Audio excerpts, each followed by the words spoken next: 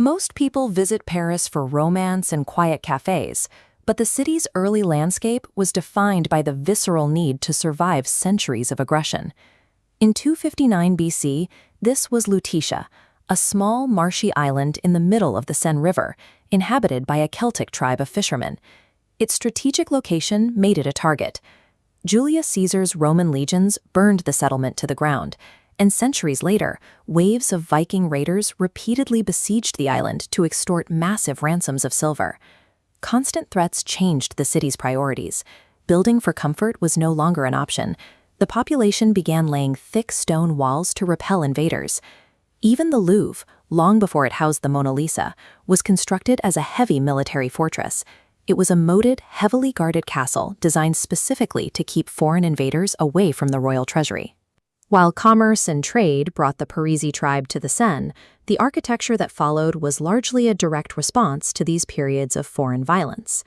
By the 18th century, the population had swelled to over 600,000. French kings built opulent palaces in the daylight, but the narrow, overcrowded streets below festered with disease. The breaking point arrived in the 1780s. The city's shallow cemeteries were completely full, allowing the smell of decay to drift through the dirt and poison residents of nearby neighborhoods. The government deployed a drastic solution. They dug up 6 million skeletons and moved them into abandoned limestone quarries beneath the streets, stacking the remains to create miles of structural walls. The monuments above ground celebrated royal glory, but the sprawl of the city eventually rested on a foundation of its own former citizens. Back on the surface, the chaotic medieval alleys gave ordinary citizens a distinct military advantage. During uprisings, a few locals could block a street with overturned carts and furniture, trapping royal troops and overthrowing governments. To counter this, Emperor Napoleon III hired Baron Haussmann in the 1850s to bulldoze entire working-class neighborhoods. He replaced the maze with uniform, sweeping boulevards. This graphic compares a medieval maze to a Haussmann boulevard. Red markers show where narrow alleys were vulnerable to barricades, a weakness the wide avenues eliminated. These straight sightlines provided a clear path for artillery, allowing military units to move quickly and crush rebellions. The elegant streetscapes of modern Paris were engineered as permanent weapons of crowd control. Architecture rarely serves the exact masters who build it.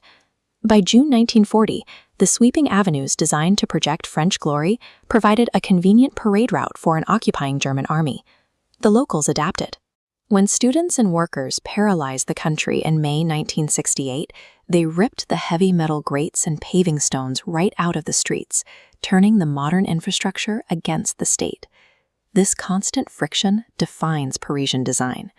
When the Eiffel Tower was built for the 1889 World's Fair, citizens labeled it an industrial eyesore before it eventually settled into its role as the symbol of the skyline. The city feels the physical loss of these landmarks.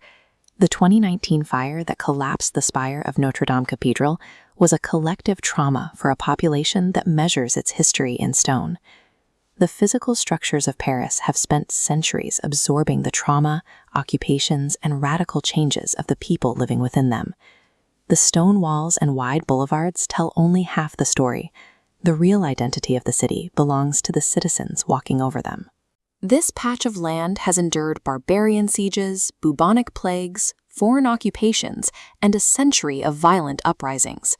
The survival of Paris comes from a fiercely stubborn population that will tear their own streets apart if it means securing the right to shape their own future.